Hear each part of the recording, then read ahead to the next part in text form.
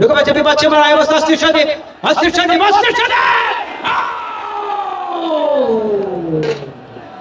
আসমানে যাইও না রে বন্ধু ধরতে পারবো না,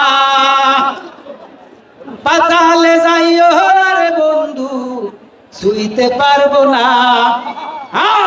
খেলা দেখে নেইবা চমৎকার ভাবে মোস্তফা ইব্রাহিম অসাধারণ ফুটবল খেলছে আজকে। একদিকে অভিজ্ঞতা সম্পূর্ণ, একদিকে উদীয়মান তরুণ খেলোয়াড়। আবার সজীব দুর্দান্ত ফুটবল খেলে, ব্যবস্থা ক্লিয়ার করলেন উজ্জ্বল থেকে আবার আলামিন মন্নু থেকে বল পেয়ে দেন নুরুজ্জামান। জয়পুরহাটের যুবরাজ ঢাকা কষাইটুলিতে নিয়মিত খেলে, ব্যবস্থা আবার নুরুজ্জামান নিজেদের প্রান্ত থেকে চমৎকার ভাবে দেখে নিচ্ছেন, দুর্দান্ত ফুটবল খেলে। অবস্থা সাব্বির থেকে আবার বল পেয়ে যায় মাহিন, দেখতে পারলেন না নুরুজ্জামান, প্রান্ত বদল করে বাড়িয়েছেন অস্থির সজিত।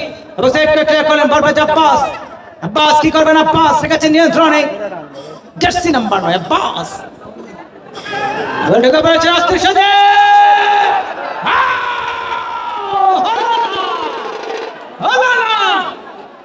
বারবার আক্রমণ গুলো দেখেন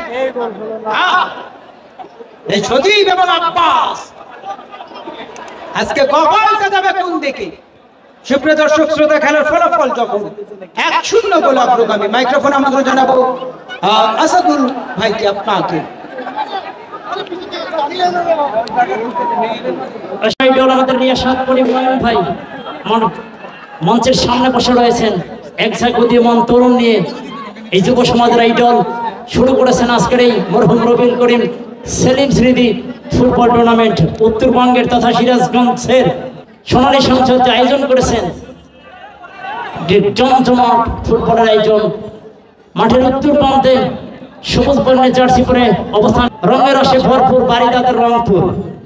এই পক্ষান্তরে দক্ষিণ পাশে বিপুল কালার জার্সি নিয়ে মাঠে উপস্থিত হয়েছেন তারা তাদের নৈপুণ্য উপস্থাপন করবার জন্য মহিমাগঞ্জ গাইবান্ধা খেলার কল্যাণ সমিতি।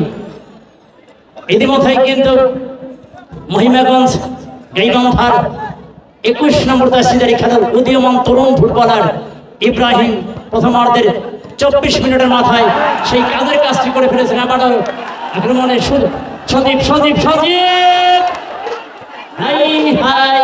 চমৎকার আরেকটি সুযোগ পেয়েছিলেন সজীব। 15 নম্বর জার্সিধারী খেলার মধ্যমাঠের প্লেমেকার আক্রমণে কিন্তু গাইবান্ধা মহিমাগঞ্জের 15 নম্বর জার্সিধারী সজীব হয়তোবা দ্বিতীয় গোলটা করে বসতেন তার